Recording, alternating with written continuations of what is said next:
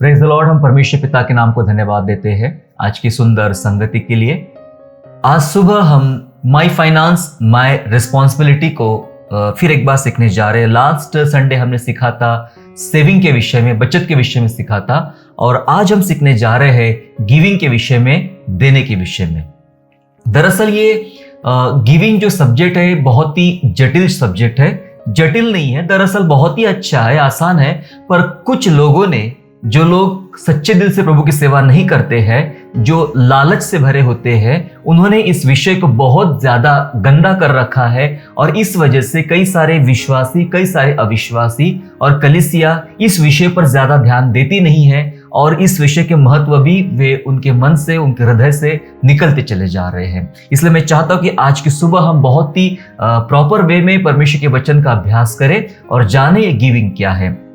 मेरा मकसद यही है कि फाइनेंस को हमने पूरे विषय अब तक सीख चुके हैं। फाइनेंस के सब्जेक्ट में ये एक अंतिम सब्जेक्ट है, देने के विषय में। हमने मैनेजमेंट कैसे करना वो हमने सीखा, हमारे पैसों का हमने कैसे कमाना है इस बारे में देखा, हमने हमारे पैसों को सेविंग कैसे करना है इस बारे में देखा, और आज हम पैसे के द्वारा कैसे प्रभु की सेवा कर सकते हैं, देने के द्वारा कैसे परमेश्वर की सेवा कर सकते हैं, इस विषय को आज सुबह हम लोग देखने जा रहे हैं। क्या आप जानते हैं कि देने की शुरुआत परमेश्वर ने किया? देने की शुरुआत सबसे पहले परमेश्वर ने किया है, और आज जो मनुष्य धनवान हो रहा है वो केवल परमेश्वर के कारण। इस विषय को हम पहले ही इंट्रोडक्शन में सीख चुके हैं। दुनिया में जितने भी व्यापारी है, बिजनेस करने वाले लोग हैं, काम करने वाले लोग हैं, पैसा कमाने वाले लोग हैं, वे सारे चीजें, वे सारे काम परमेश्वर की वस्तुओं को एक तो निकाल कर, एक तो बेचकर वे मालामाल हो रहे, पैसा कमा रहे हैं। फिर चाहे जमीन के व्यापारी हो, जमीन तो परमेश्वर की है। सोने के व्यापारी हो, जो जमीन खोद के निकालते, वो परमेश्वर का है। फिर वो हीरे मोती के व्यापारी हो, कपड़े के व्यापारी हो, सब्जी या फलों के व्यापारी हो, कुछ भी क्यों ना हो, वे सारे के सारे चीजें परमेश्वर की है, और उसको निकालकर, बेचकर मनुष्य धनवान हो रहा है।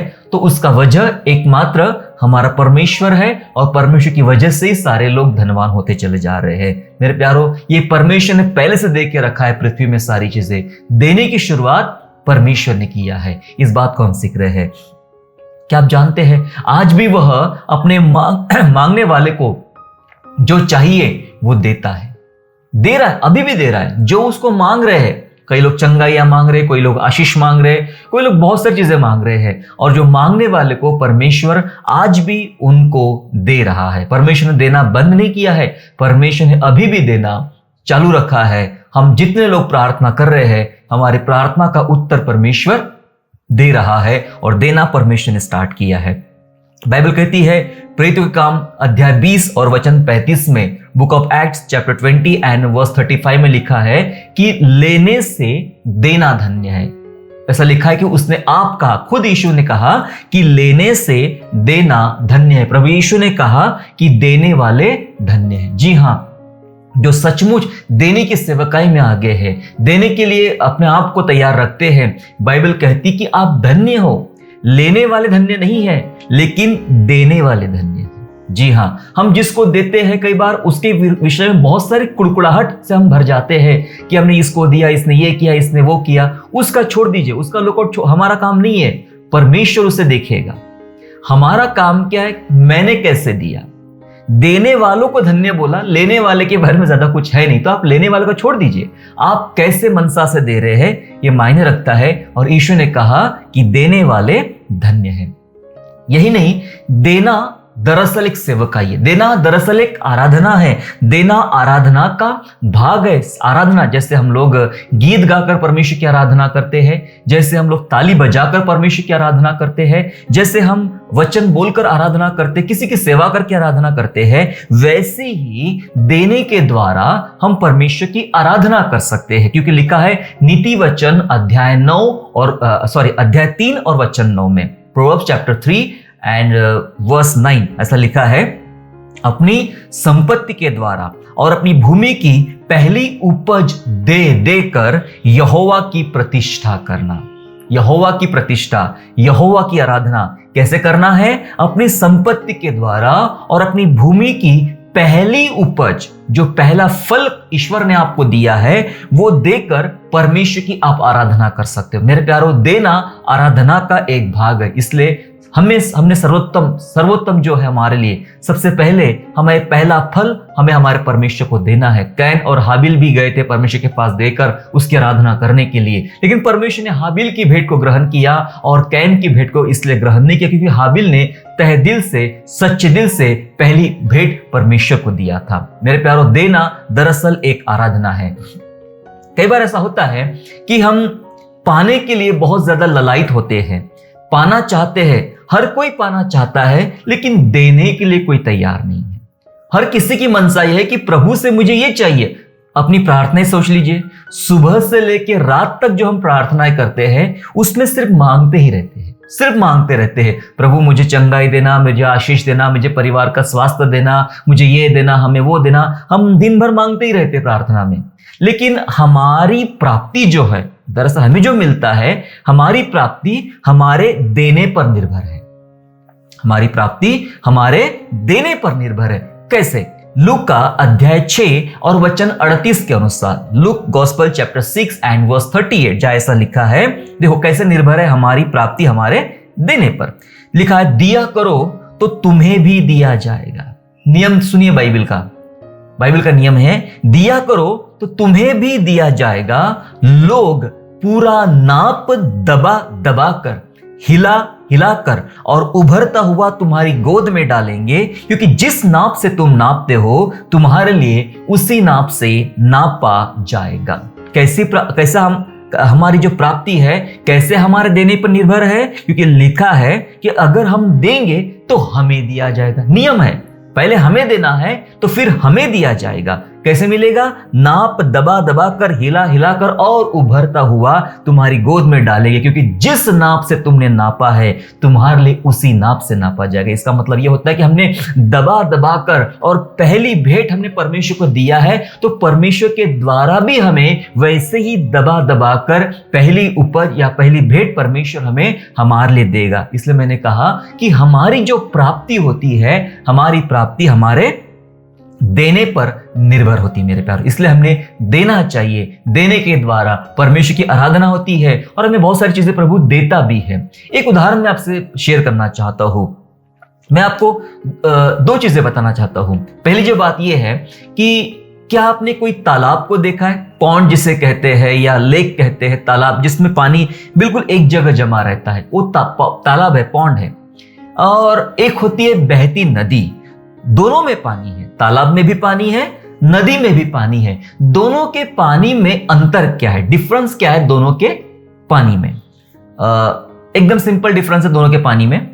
तालाब के पानी भली खेती के लिए इस्तेमाल होगा, जानवरों को नहलाने के लिए, अन्य कामों के लिए होगा, पर पीने के लिए इस्तेमाल नहीं होता। तालाब का पानी लोग पीते नहीं, क्योंकि वो एक जगह जमा है और वो जमा होने की वजह से बहुत खराब हो गया है, गंदा हो गया है, उसके अंदर बहुत सारी खराबियां निर्माण हो गई है। अब वो पीने के लायक नहीं, दूसरे बाहरी कामों में इस्तेमाल किया जा सकता है, लेकिन तालाब का पानी पीने के लायक नहीं रहता है। लेकिन नदी का पानी सभी काम के लिए, मल्टीपर्पज, चाहे आप बर्तन धोने के लिए इस्तेमाल कीजिए, जानवरों को धोने के लिए इस्तेमाल कीजिए, कपड़े धोने के लिए इस्तेमाल कीजिए, या फिर पीने के लिए इस्तेमाल कीजिए, नदी का पानी पीने के भी काम आता है।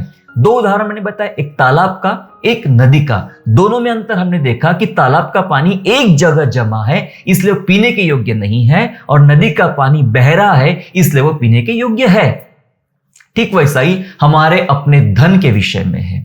हमारे धन के प्रति हमारी सोच क्या है, धन के प्रति हमारा नजरिया क्या है। यदि तालाब के समान हमने हमारे धन को इकट्ठा करके रखा है, एक जगह जमा करके रखा है, मैं आपको बताना चाहता हूं वो किसी काम का नहीं आएगा। बाइबल में एक उदाहरण है, एक आदमी ने अपने गोडाउन बना दिए, अनाज पे अनाज, चीजों पे चीजें, और उसके विषय में कहा, दृष्टांत दिया प्रभु ने कि अगर आज रात तेरे प्राण लिया जाए तो ये सब किसका होगा? उसे सब जमा करके रखा है। मेरे प्यारो, जमा करके रखना नुकसानदायक, किसी के भी लाभ का नहीं होगा, किसी के भी काम का नहीं आएगा। जमा कर रखना कोई फायदे का नहीं है।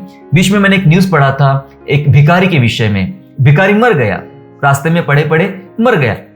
जब उसकी डेड बॉडी को लोग उठाने गए तो उसकी छोटी झोपड़ी जैसा कुछ बना हुआ था और उसके सामान को भी पुलिस ने चेक किया तो पता चला उसके घर में बहुत सारे रुपए निकले, बहुत सारे लाखों रुपए निकले। चिल्लर, कुछ सिक्के थे, कुछ नोट्स थे, उसने जमा जमा जमा जमा करके रख लिया। लाखों रुपए थे, फिर भी वो भीख मांग रहा था और झोपड़ी में रह रहा था। सब जमा करके रखा पर उसके किसी काम नहीं आया, ना उसके काम आया ना किसी और के काम आया। सरकार उसको उठा के ले चली गई। मेरे प्यारो, तालाब के समान जो जमा चीजें रहेगी वो किसी के काम नहीं आएगी। लेकिन नदी का पानी बहने का मतलब होता है इधर से गया और इधर से आया। मान के चलिए 1000 लीटर पानी अगर यहां से जा रहा है तो वापस दूसरा 1000 लीटर पानी नया भी आ रहा है, बहते रहे। एक जगह आप नदी में सामने खड़े रहिए, देखिएगा जितना पानी गुजर रहा है उतना पानी आ भी रहा है, जितना पानी गुजर रहा है उतना पानी आ भी रहा है। परमेश्वर आपको और मुझे इस उदाहरण के द्वारा आशीष दे, क्योंकि नदी के समान हमारा धन बहा होना चाहिए, ना कि जमा करके रखना। अब हम जानेंगे हमें देना क्यों चाहिए, हमें क्यों देना चाहिए, इस विषय पर हम लोग बात करेंगे। कि अभी तक हमने देखा कि देने के विषय में परमेश्वर का वचन क्या बोलता है, देने से क्या होता है। नदी का उदाहरण और तालाब के उदाहरण में हमने सीखा कि दोनों उदाहरणों में कि हमारा जीवन तालाब के समान नहीं, हमारा धन तालाब के समान नहीं, हमारा धन नदी के समान, बहते नदी के सोते के समान हमारा धन होना चाहिए। अब हम सीखने जा रहे हैं कि हमें क्यों देना चाहिए। आपको पता है क्यों देना चाहिए? क्योंकि ये परमेश्वर की आज्ञा है।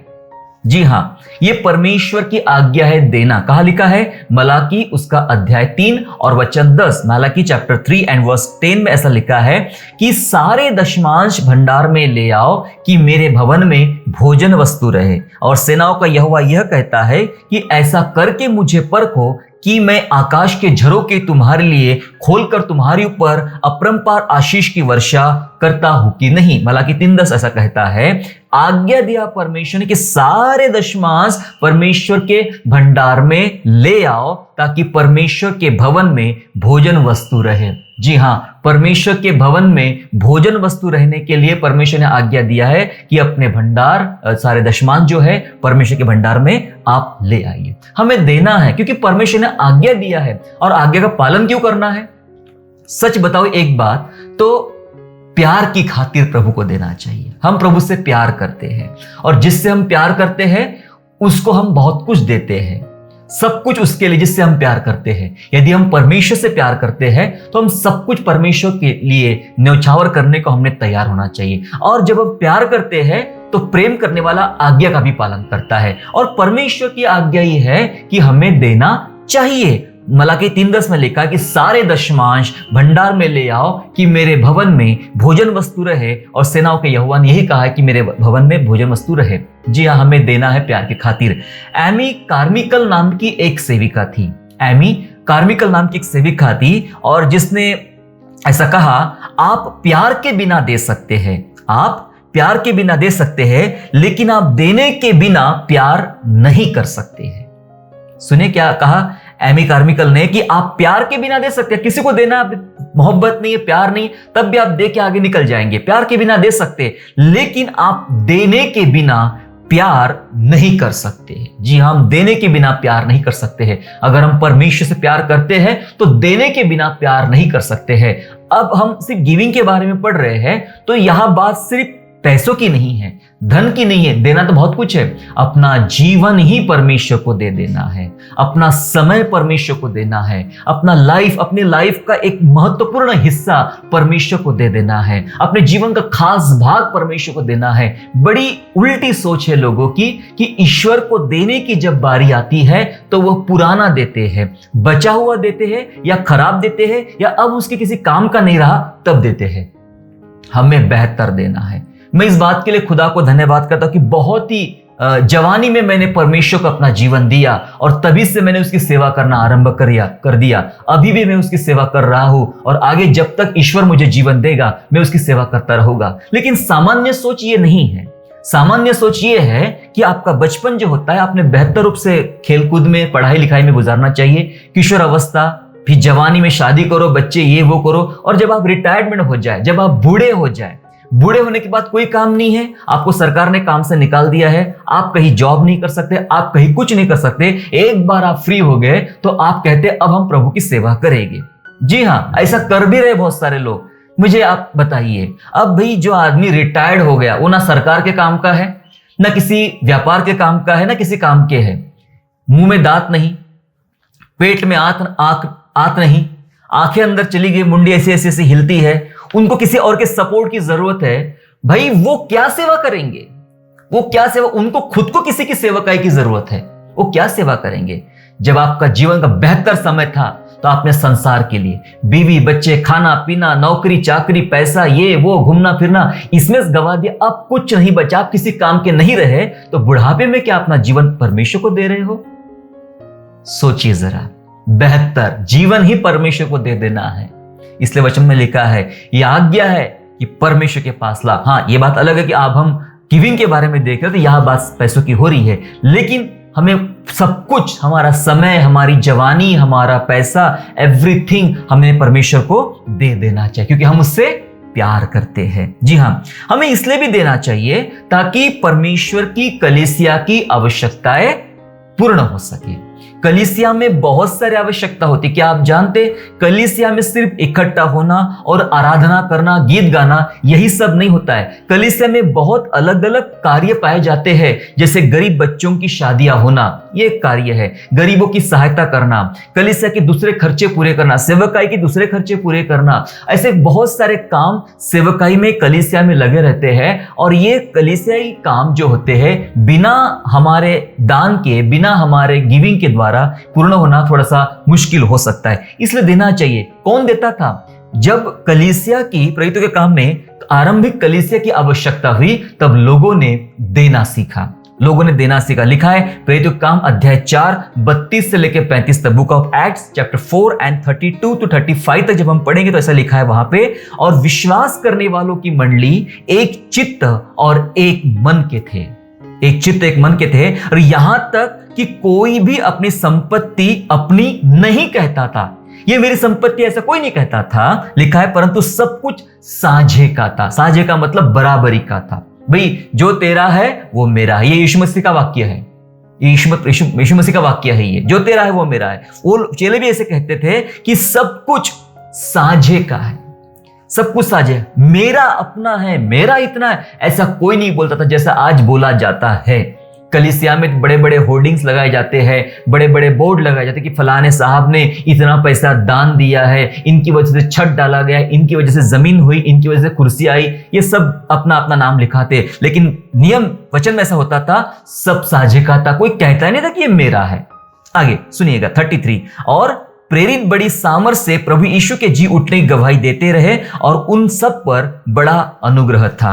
और आगे लिखा है 34 वचन में, और उनमें कोई दरिद्र ना था, अपना कोई संपत्ति बोलता नहीं था, सब बराबरी का, साझे का था। और लिखा है उनमें कोई दरिद्र, दरिद्र माने गरीब, भिखारी कोई भी नहीं था। कैसे? देने के द्वारा कोई भी दरिद्र नहीं था, क्योंकि लिखा है, क्योंकि जिनके पास भूमि या घर थे वे उनको बेच बेच कर बिकी हुई वस्तुओं का दाम लाते और प्रेरितों के पांव पे रख देते थे। सब कुछ अपना बेच के पैसा लाते थे और सेवकाई के लिए प्रेरितों के चरणों में रख देते, भाई आपको जैसा चाहे वैसा इस्तेमाल करो। और प्रेरित लोग उसका इस्तेमाल करते थे। 35 वचन बोलता है, और जैसी जिसे आवश्यकता होती थी उसके अनुसार हर एक को बांट दिया करते थे। जैसी जिसको आवश्यकता, किसी बोलता है मुझे एक बैल खरीदना है, चलो भाई 2000 बैल के लिए दे दी जाए। किसी ने कहा मुझे छत सुधारना है, किसी ने कहा बच्चे की शादी करना है, सब बांट दिया करते, सब समानता का था। देने के द्वारा परमेश्वर की कलीसिया की जो सेवकाइयां होती है वो पूरी की जा सकती है। आज देने वाले कम हो गए हैं, इस वजह से सेवकाइयां कम हो गई है। लोग देते भी है तो बहुत बड़े लालच के साथ, वो देखते हैं कहां फायदा मिलेगा, कहां, एक ही चीज छुपी रहती देने के पीछे, दूंगा तो मुझे बहुत मिलेगा, दूंगा तो मेरे साथ बहुत फायदा होगा, यही देखा जाता है। लेकिन क्या आपने कभी सोचा कि मेरे देने से कलीसिया में कितने सारी सेवकाइयां रहती है, कितने सारे कार्य होते हैं, वे पूरे किए जा सकते, सेवकाई में मैं इस्तेमाल हो सकता हूं। और ऐसा नए नियम की जब कलीसिया आरंभ हुई तब ऐसा होता था, और इसलिए प्रतिदिन चर्च बढ़ रहा था, कलीसिया बढ़ रही थी और लोग उद्धार पा रहे थे। ये पूरा इतिहास है प्रेरितों के काम में।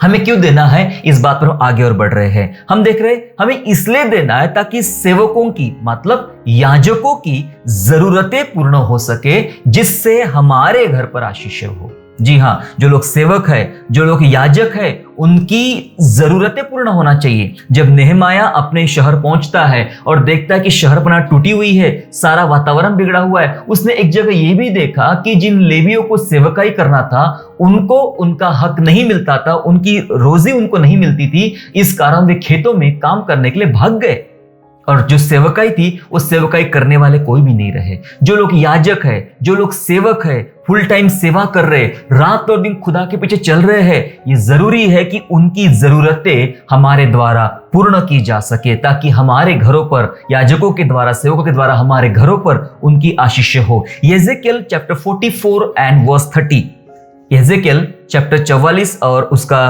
30 वचन इस प्रकार कहता है, और सब प्रकार की सबसे पहली उपज और सब प्रकार की उठाई हुई वस्तु जो तुम उठाकर चढ़ाओ याजकों को मिला करे। जी हाँ, नियम बनाया खुदा ने, याजकों को मिला करे, और नए अन्न का पहला गुंधा हुआ आटा भी याजक को दिया करना। नए अन्न का पहला गुंधा हुआ आटा भी याजक को दिया करना, जिससे तुम लोगों के घर में आशीष हो। कलीसिया के घरों में आशीष हो। कैसे आशीष मिलेगी? नियम बता रहा है प्रभु का वचन कि उठाई हुई सब प्रकार की उठाई हुई वस्तु चढ़ाओ तो वो याजकों को मिला करे। नए अन्न का पहला गुंधा हुआ आटा भी याजक को देना, जिससे तुम्हारे घरों पे आशीष हो। जी हाँ, सेवकों की सहायता करने से, याजकों की सहायता करने से, उनकी जरूरतें पूर्ण करने से मेरे प्यारों हमारे घरों पर आशीषें हो सकती है। इसलिए हमें देना चाहिए। हमें इसलिए भी देना चाहिए ताकि सुसमाचार विश्व में फैल सके, पूरे वर्ल्ड में सुसमाचार फैल सके। आज बहुत से माध्यमों के द्वारा सुसमाचार पूरे विश्व में फैलाया जा रहा है। एक समय था लोग किताबें बांटते थे, ट्रैक्ट्स बांटते थे, सभाएं लेते थे। धीरे धीरे करके ये सारे काम कम होते चले जा रहे हैं, क्योंकि सख्ती आ रही है, मुश्किलें पैदा हो रही है। तो नए नए तरीके आजकल है इवेंजलिज्म के लिए। मीडिया मिनिस्ट्री के द्वारा इवेंजलिज्म किया जा रहा है, कई सारी चीजों के द्वारा इवेंजलिज्म किया जा रहा है। हम कुछ समय से ये मीडिया मिनिस्ट्री में आगे काम कर रहे हैं, तो हमें हमारे पास ऐसे कुछ मैसेजेस आए हैं, ऐसे लोगों के संदेश आए हैं। कहाँ कहाँ लोग देख रहे हैं, जहां जहां हम जा नहीं सकते हैं, जहां हम पहुंच नहीं सकते हैं, उस दूर दराज गांव से, इंटीरियर एरिया से लोग हमें कॉल कर रहे, कह रहे कि हम वचन का इंतजार करते हैं और वचन के द्वारा हमारी आत्मिक जरूरतें पूर्ण होती है। ऐसे ऐसे देशों में जहां हम कभी जा सकते नहीं, चाहे वो पाकिस्तान हो, अफगानिस्तान हो, सऊदी अराबिया हो या अन्य कई देश हो, वहां से भी प्रभु को ढूंढने वाले लोग बैठे हैं और वो कहते कि हम आपका वचन सुन रहे हैं, वचन देख रहे हैं और उसके बाद हमारी आत्मिक आवश्यकताएं पूरी हो रही है। मेरे प्यारों, आज विश्व में सुसमाचार फैलाया जा रहा है, लेकिन सुसमाचार फैलाने के लिए भी धन की आवश्यकता होती है और धन के बगैर सुसमाचार थोड़ा सा सुनाने के लिए कई मुश्किलें आती है। फिलिपियों की पत्री में पौलुस ने ऐसा कहा, Philippian chapter 4 and verse 15 and verse 16, ऐसा फिलिपियों में ऐसा कहता है पौलुस, क्योंकि सुसमाचार विश्व में फैलाना है और उसके लिए धन की आवश्यकता थी। लिखा है, हे फिलिपियों, तुम आप भी जानते हो कि सुसमाचार प्रचार के आरंभ में जब मैंने मकिदुनिया से कूच किया, तब तुम्हें छोड़ और किसी मंडली ने लेने देने के विषय में मेरी सहायता नहीं की, है ना। मकिदुनिया की कलीसिया ने बहुत सहायता किया सुसमाचार को विश्व में फैलाने के लिए, पौलुस की सेवकाई के लिए, ऐसा लिखा है। फिर आगे लिखा है 16, इस प्रकार जब मैं थिस्सलुनीकियों में था, तब भी तुमने मेरी घटी पूरी करने के लिए एक बार क्या वरन 2 बार कुछ भेजा था। तुमने सेवकाई के लिए जो दान भेजा, मकिदुनिया से जब मैं सेवकाई कर रहा था, थिस्सलुनी में जब था तब मैं सेवकाई कर रहा था, और तुमने मुझे जो दान भेजा उसके द्वारा मैंने सुसमाचार की सेवा किया और सुसमाचार विश्व में फैला दिया। मेरे प्यारों, आज सुसमाचार फैलाने के लिए भी धन की आवश्यकता है। हाँ, एक विडंबना जरूर है कि कई लोगों ने पैसा कमाने का साधन बना दिया इस बात को। लोग कहते हैं हमें पैसा दो, हम सुसमाचार सुना रहे, हमें पैसा दो, हम सेवा कर रहे हैं, और बहुत कुछ उल्टा पुल्टा भी हो रहा है। और इस वजह से काफी लोग निराश है, टूट चुके हैं और देने के प्रति उनकी मनसा टूट चुकी है। लेकिन मैं कहना चाहता हूं मेरे प्यारों, मिलेंगे, आपको ऐसे बहुत सारे लोग मिलेंगे जो इस प्रकार से आपके धन को व्यर्थ जगह उड़ा रहे हैं और गलत दिशा में ले जा रहे हैं। लेकिन कुछ तो प्रभु ने रखा है जो ईमानदारी से प्रभु के भय के साथ परमेश्वर की सेवकाइयां कर रहे हैं और उनको सचमुच आवश्यकता है सुसमाचार विश्व में फैलाने के लिए। पवित्र आत्मा आपसे बात करता है, जरूर आप दुआ कीजिएगा और सुसमाचार की सेवकाई में आप भी शामिल होने का प्रयास कीजिए इस माध्यम से। ये इसलिए हमें देना चाहिए, हमने सीखा हमें इसलिए भी देना चाहिए ताकि कंगालों की सुधि ली जा सके। कलीसिया में बहुत कंगाल होते हैं, कलीसिया के आसपास में बहुत कंगाल होते हैं, हमारे इर्द गिर्द बहुत कंगाल होते हैं। और वचन कहता है भजन 41 और उसके पहली आयत में साम 41 चैप्टर 41 एंड वर्स 1 में ऐसा लिखा है, क्या ही धन्य है वह जो कंगाल की सुधि रखता है, विपत्ति के दिन यहोवा उसको बचाएगा। कंगाल की सुधि रखना, कंगालों की मदद करना, क्या फायदा मिलेगा? विपत्ति के दिन यहोवा उसको बचाएगा। जी हाँ, हमें कंगालों की सुधि के लिए, कंगालों की मदद के लिए भी हमने हमारी सेवकाई में दान देना चाहिए। देने से मिलेगा ये सोचकर ना दे। मैं जब से ही बात कह रहा हूं, देने दूंगा तो मुझे मिलेगा ये सोचकर बिल्कुल भी ना दे, लेकिन परमेश्वर से प्रेम करने के कारण ही उसे दे और बिना किसी लालच किए, बगैर किसी लालच के दीजिए। लालच के बारे में मत सोचिए कि मैं दूंगा तो मुझे मिलेगा, नहीं। प्रभु से प्यार करते हो तो दे, मिलेगा मुझे वापस मिलेगा ये सोच कर ना दे, क्योंकि ये देना किसी काम का नहीं रहेगा, इसका फल आपको नहीं मिलेगा, इसकी आशीष आपको नहीं मिलेगी। क्योंकि परमेश्वर की नजर में हमारी देने की मात्रा, दृष्टि में हमारे देने की मात्रा महत्वपूर्ण नहीं है, परंतु हमारे देने की मनसा बहुत महत्वपूर्ण है। कौन सी मनसा से आप दे रहे हो?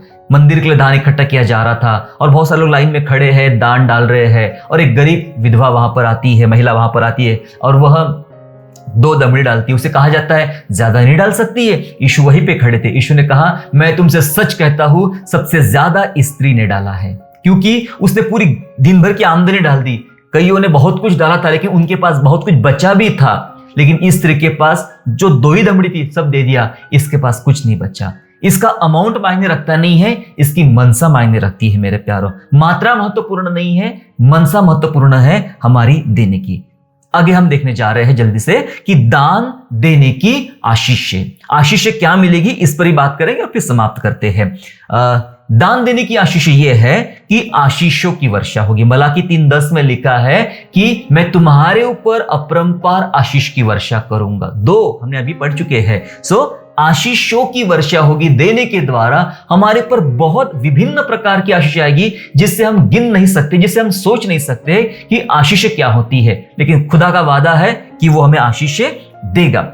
देने की आशीष ये भी है कि दान देने से व्यापार में घाटा या नुकसान से बचा जा सकेगा। जो भी हमारे बिजनेस में, व्यापार में जो भी नुकसान होता है उससे बचा जा सकेगा, क्योंकि लिखा है मलाकी 3:11 में कि मैं तुम्हारे खिलाफ, मतलब तुम्हारे जो दाग की बारी या तुम्हारी खेती को जो बर्बाद करते हैं उन्हें मैं घुड़कूंगा ताकि तुम्हारे फल कच्चे ना गिरे।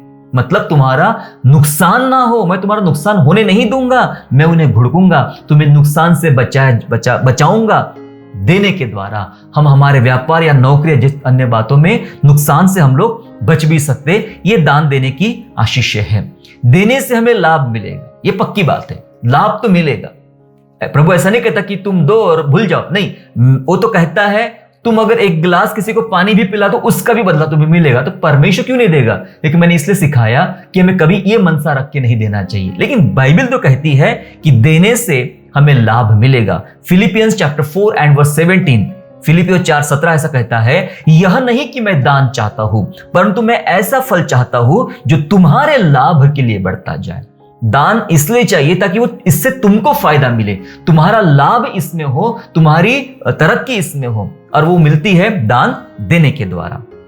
प्यारो, विभिन्न प्रकार की सेवकाइयां, अलग अलग प्रकार की सेवकाइयां, उसके लिए भी हमें देना चाहिए। उससे देने से बढ़ोतरी होगी। सेवकाई में देंगे तो उससे बढ़ोतरी होगी सेवकाइयों की भी और हमारी भी।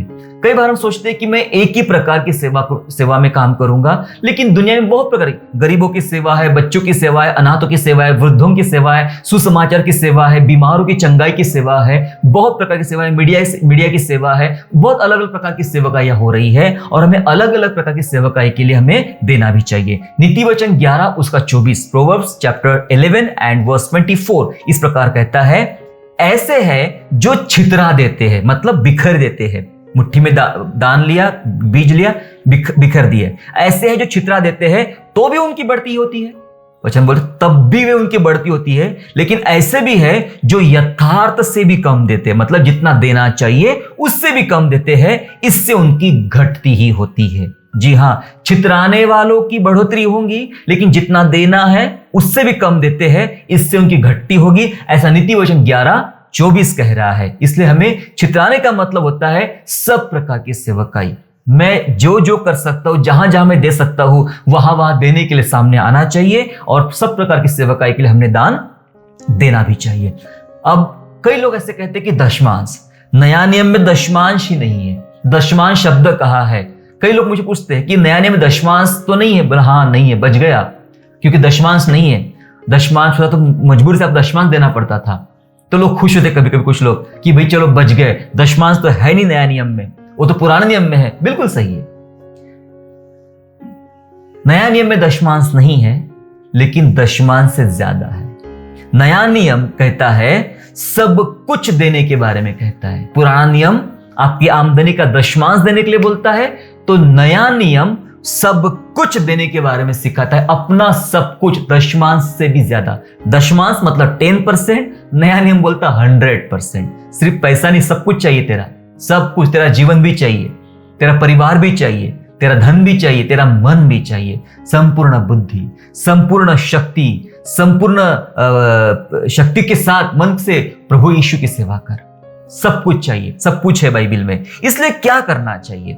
अच्छा है कि हम दशमांश से देना आरंभ करें और धीरे धीरे उससे बढ़ाया करें। सिंपल तरीका, दशमांश से ही शुरू, अगर आपको शुरुआत नहीं हुई है तो अपने आमदनी का 10वां हिस्से से देना शुरू कीजिए और फिर धीरे धीरे बढ़ोतरी में चले जाइए। सीमित होने की जरूरत नहीं है, ईश्वर आपको बढ़ाएगा, वो देगा आपको। नया नियम ऐसा भी कुछ कहता है, देने वाले कभी दरिद्र नहीं होंगे, ये बाइबल का वादा है। कभी भी गरीब नहीं होंगे। बाइबल पुराने नियम में कहती है कि दाऊद कहता है कि मैंने कभी किसी को भीख मांगते हुए नहीं देखा, भीख मांगते हुए नहीं देखा, बिल्कुल नहीं मांग, कोई प्रभु यीशु मसीह के नाम से भीख नहीं मांगेगा। आजकल बड़े अजीब लोग आ गए दुनिया में, सूट बूट पहन के यीशु के नाम से भीख मांगते, मुझे बिल्कुल पसंद नहीं है, ये नहीं होना चाहिए। वचन कहता है कोई भिखारी नहीं होगा, दरिद्र नहीं होगा, लेकिन प्रेरितों का काम 4:34 में ऐसा लिखा है कि उनमें कोई दरिद्र नहीं था। सब देने वाले अपनी जमीनें बेच के लाते थे और कोई दरिद्र नहीं था। देने वाले कभी दरिद्र नहीं हो सकते। अगर आप देने को तैयार है तो दरिद्रता आपके जीवन से दूर बनी रहेगी। और बहुत बातें हैं पर हमारे पास समय कम है। देने के विषय में जस्ट आउटलाइन मैंने समझाया कि ये वो भी सारी बातें वचनों के माध्यम से कि हमें इसलिए देना चाहिए। मेरा काम था सिखाना और आपको सोचना है क्या इसे ग्रहण करना है, मैं कैसे इस काम आ सकता हूं, कैसे परमेश्वर के काम आ सकता हूं। तो हमने ये सारे धन के विषय में पहले पार्ट से लेके अब तक सारी बातें देखे।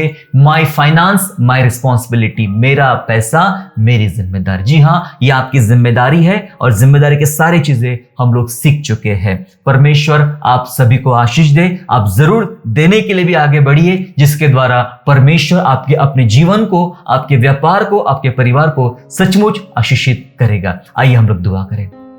परमेश्वर पिता, आपके प्रिय नाम को धन्यवाद करते प्रभु, क्योंकि आप भले हैं, अच्छे परमेश्वर है, महान परमेश्वर, हम धन्यवाद करते हैं। प्रभु जी, हम प्रार्थना करते पिता परमेश्वर कि आज हमने देने के विषय में सीखा। पहले दिन से पिता राजा हम बहुत सारी बातें धन के विषय में सीखते आ रहे। प्रभु जी, इन सारे कड़ियों को आपने ब्लेस किया, बहुत सारे लोगों को प्रभु जी आपने सुनने वालों को आशीर्वाद दिया। हम धन्यवाद करते प्रभु, ऐसा अनुग्रह दीजिए कि आज हम देने के द्वारा भी आपकी सेवा और आपकी महिमा कर सके। हमारे मन को तैयार कर, दिल को तैयार कर, हमारे खत्तों को बढ़ा, ताकि हम भी देने वाले बने और आपकी सेवा कर सके। प्रभु ऐसा करके हमें आप आशीर्वाद दीजिए प्रभु, आपके राज्य में बढ़ने के लिए विशेष सहायता कीजिए। धन्यवाद। हमारे प्रिय भाई बहनों को प्रभु आप आशीर्वाद दीजिए और उसके द्वारा अपनी महिमा कीजिए। धन्यवाद स्तुति करते हैं और धन्यवाद के साथ ये प्रार्थना उद्धारकर्ता प्रभु यीशु मसीह के मीठे और पवित्र नाम से मांगते राजा, सुनिए और दया से कबूल कीजिए। आमीन।